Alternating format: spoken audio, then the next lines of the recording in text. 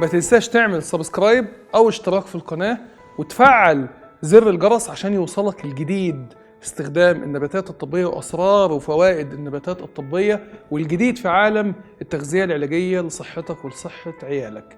اشوفك على خير.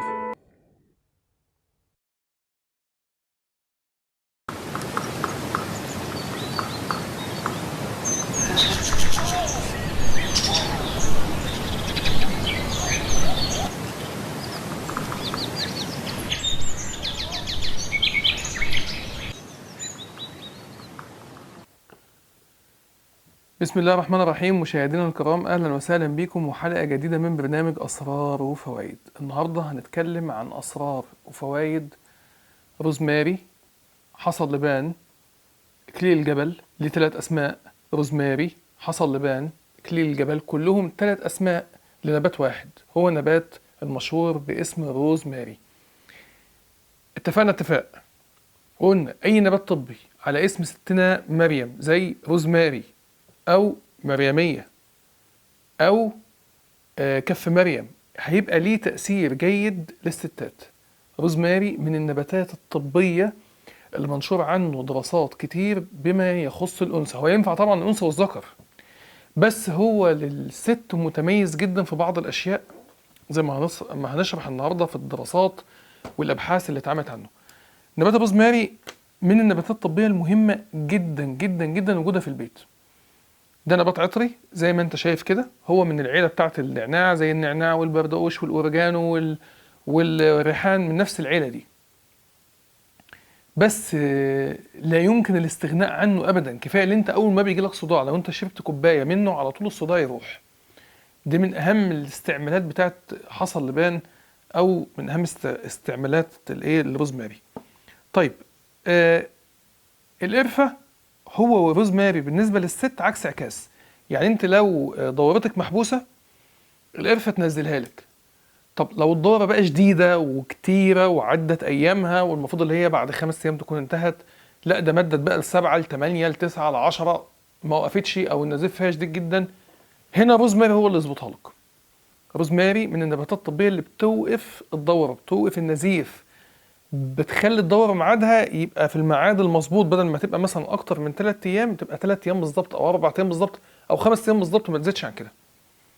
تعالوا يلا نشوف الدراسات اللي اتعملت عن روزماري. ورقة وقلم بقى، لأن الكلام ده كلام مهم جدا جدا جدا. هنشرح الدراسات وهنقول ازاي نستخدمه. أول دراسة، طبعا قبل الدراسات الإحصائيات زي ما احنا متعودين، نبات الروزماري بيعالج 119 مرض، منشور عنه 63 فايدة للجسم، منشور عنه 148 بحث ودراسة. يعني هو بيعالج 119 مرض، ليه 63 فايدة للجسم، ومنشور عنه 148 دراسة. طيب، أول دراسة في 30 يونيو 2019 فين؟ في إيران. إن روزماري بيوقف النزيف بتاع السيدات زيه زي بالظبط الدواء المشهور اللي اسمه بونستيل أو البونستان. إحنا في عندنا أدوية بنديها للست لما يكون عندها نزيف، أول ما بيحصل لها نزيف بنديها الدواء ده. الدواء ده دواء مشهور جدا. روزماري من النباتات الطبية لو انت حتى خدتيها مع الدواء ده او خدتيها لوحدها قادر اللي هو يوقف لك النزيف بتاع الدورة، ويظبط لك الدورة الشهرية زي ما اتفقنا وقلنا في اول الكلام. عكسه عكس مين يا جماعة؟ القرفة. يبقى انا لو عندي نزيف في الدورة شديدة، عاوزة توقف الدورة، لازم تتجنبي القرفة، تتجنبي الزنجبيل. كل دي نباتات طبية مميعة للدم وبتزود النزيف، لازم تبعد عنها. الدراسة رقم 2 في 1 فبراير 2018 في إيران برضه، إن حصى اللبان أو الروزماري بيعالج التوتر والاكتئاب ومشاكل النوم، التوتر العصبي، الضغط العصبي والتوتر العصبي والاكتئاب ومشاكل النوم وضعف الذاكرة اللي بيكون مصاحب للطلبة أثناء فترة الامتحانات. أنت لو عندك أي طالب، أنا عاوزك اللي أنت تتعود اللي أنت تشربه روزماري. الروزماري بيزود الذكاء، بيرفع حدة الذكاء جدا، بيرفع الذاكرة جدا، زي الجينكو على فكرة في نفس القصة دي. يعني هو من النباتات الطبية اللي بتقوي الذهن جدا وبيقوي الذكاء جدا. الروزماري من النباتات الطبية الفعالة جدا جدا جدا أثناء فترة الاختبارات للأطفال وللكبار. لازم. ويبقى شرب الطفل قبل ليله الامتحان روزماري، هيخش ينام. لان انت لما بيكون عندك واحد عنده بكره امتحان بيبقى متوتر، ممكن ما يجيلوش نوم طول الليل. انا كان في بعض الاحيان ما بيجيليش نوم ليله الامتحانات بتاعتي، كنت بروح الامتحانات مطبق. طبعا ده كانت بتبقى في بعض الاحيان حاجه مش كويسه، ولو كنت اعرف المعلومه بتاعت روزماري دي كان زمان عملتها. انما في الامتحانات بتاعتي دلوقتي بشرب النباتات الطبيه بتاعتي ومظبط اموري يعني. طيب الدراسه رقم 3 في 14 يناير في 2018 في انجلترا، ان حصل لبان بيزود الذاكره اللفظيه والحصيله اللغويه. لو انت بتتعلم لغه جديده هتحتاج حصل لبان، عشان دي بتزود الحصيله اللغويه بتاعت دماغك، الذاكره اللفظيه بتاعت دماغك. لو انت واحد جاله لا قدر الله زهايمر، او بدات تنسى الاشياء، او بدات تنسى اسماء الاشياء، ده حاجه خطر جدا. لازم اللي انت تمشي على روزماري بانتظام بيعالج الموضوع ده. وهم الدراسات بيقولوا، الدراسه دي اللي اتنشرت بتتكلم ان الحصيله اللغويه بتاعت الستات اعلى بكتير جدا من الحصيله اللغويه بتاعت الرجاله. يعني ده اكيد، يعني الست بتلاقيها بتدخل في حوار ما تفصلش، بيبقى عندها بسم الله ما شاء الله كميه كلام، يعني بيخلقوا الكلام بسم الله ما شاء الله بيجيبوه. فروزماري قادر اللي هو يا ست الكل يزود الحصيله اللغويه بتاعتك، اللي هي اصلا بسم الله ما شاء الله يعني قويه، مفيش مشكله يزودها لك يضربها لك في 2. اما بالنسبه للرجاله يعني الغلابه لو مشوا على روزماري برضه يقدر اللي هو يزود لهم الحصيله اللغويه، فيقدر اللي هو ايه، يقدر اللي هو يرد يعني. الدراسه رقم 4 في 1 يناير 2008 في اليابان، ان روزماري والزعتر لو انت شربتهم بانتظام، لو انت معرض لحدوث جلطه الدم، مش هيجيلك جلطه ابدا. شوف انا كان ليا دراسه في جامعه المنصوره، انا اشتغلت عليها في القصه دي، وكان دراسه مطوله يعني انا شاركت فيها. هو روزماري فعلا فعلا فعال يا جماعه في الموضوع ده. مين المرضى اللي بيكونوا اكتر عرضه لتكوين الجلطات؟ مرضى السكر، مرضى الضغط، مرضى الذئبه الحمراء، طبعا هنا جلطات ورديه يعني. كل دول بيكونوا مرضى عرضه اكتر من غيرهم لتكوين الجلطات في الدم. لو انت مشيت على روزماري بانتظام مع الزعتر كشرب كل يوم، هيطهر لك الدم ويمنع الميكروبات اللي بتجمع الدم على بعضه وتعمل جلطات، سواء جلطه بقى في الشريان التاجي بتاع القلب لا قدر الله تعمل لك مصيبه في القلب، ولا جلطه في دماغك لا قدر الله تشلك، ولا جلطه في رجلك حتى لو جلطه ورديه مش جلطه شريانيه، ايا كان. هو روزماري من النباتات الطبيه الخطيره والفعاله في منع تكوين الجلطات، سواء كانت جلطات ورديه او جلطات ايه، شريانيه. في الدراسه رقم 5 في 16 نوفمبر 2009 في سويسرا، ان روزماري بيمنع تكوين الكبد الدهني وبيعالج السمنه. شوف هو رفيع ازاي هو يبقى اكيد فعال في علاج السمنه. بيمنع تكوين الكبد الدهني وبيعالج السمنه وبينزل الدهون في البراز. مين يا جماعه اللي كان بينزل الدهون في البراز لو تفتكروا؟ ليه نفس التاثير ده الطيب؟ على فكره روزماري ده اخضر، ريحته جميله خالص. مين اللي كان ليه نفس التاثير الطيب ده لو تفتكروا؟ الحلقه اللي كنا قلناها بيمنع برضه السمنه وبيعالج السمنه بس بنفس الطريقه دي.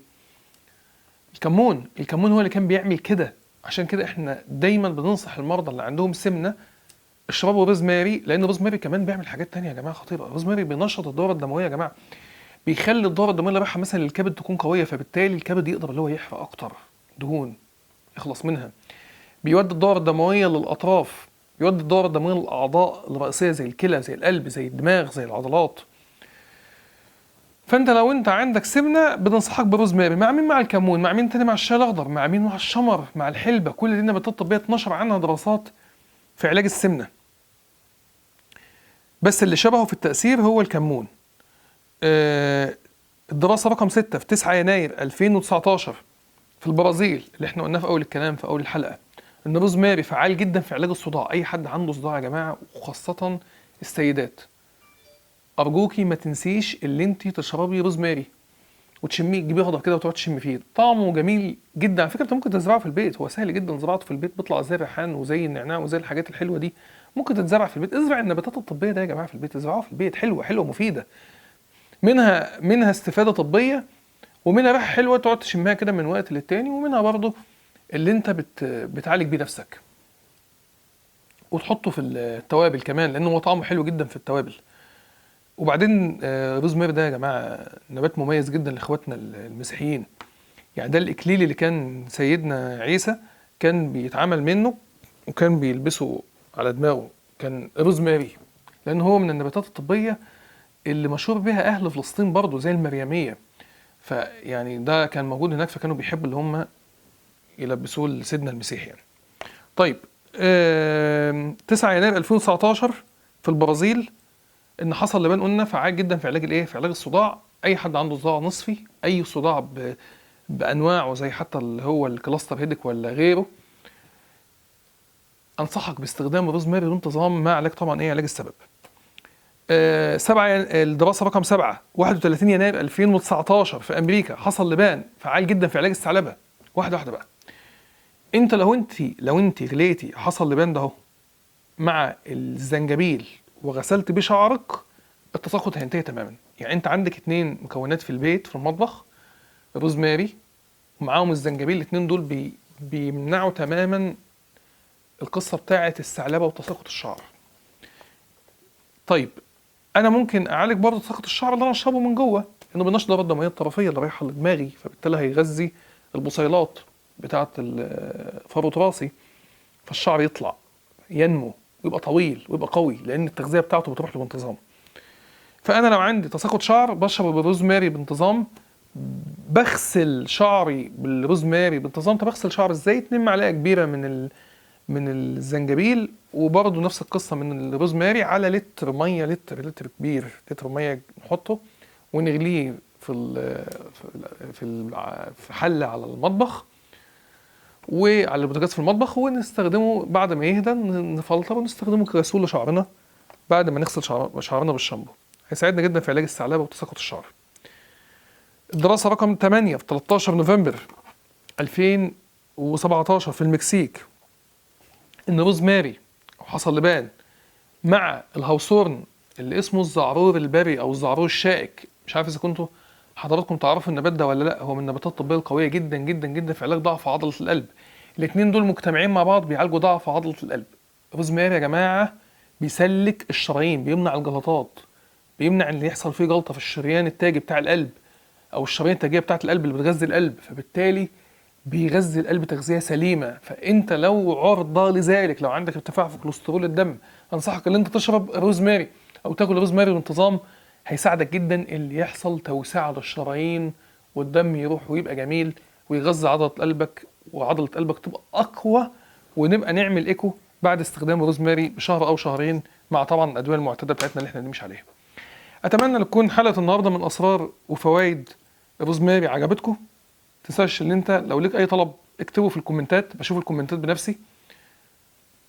اعمل لايك للفيديو لو سمحت، وسبسكرايب للقناه، وشير الفيديو على الفيسبوك، وشيره على الواتساب. انا شفت واحد مشارك الفيديو بتاعي على الفيسبوك، واحد يعني. انا اشكر هذا الفرد من موقعي هذا ومكاني هذا والله. يا جماعه شيروا الفيديوهات، شيروها على الفيس. يا رب تكون حلقه النهارده عجبتكم، واشوفكم على خير. شكرا والى اللقاء.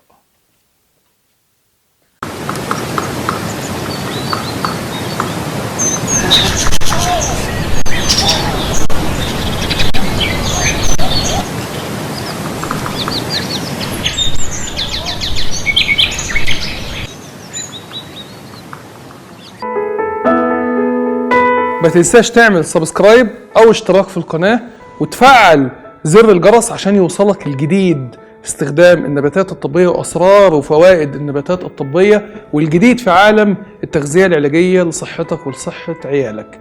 اشوفك على خير.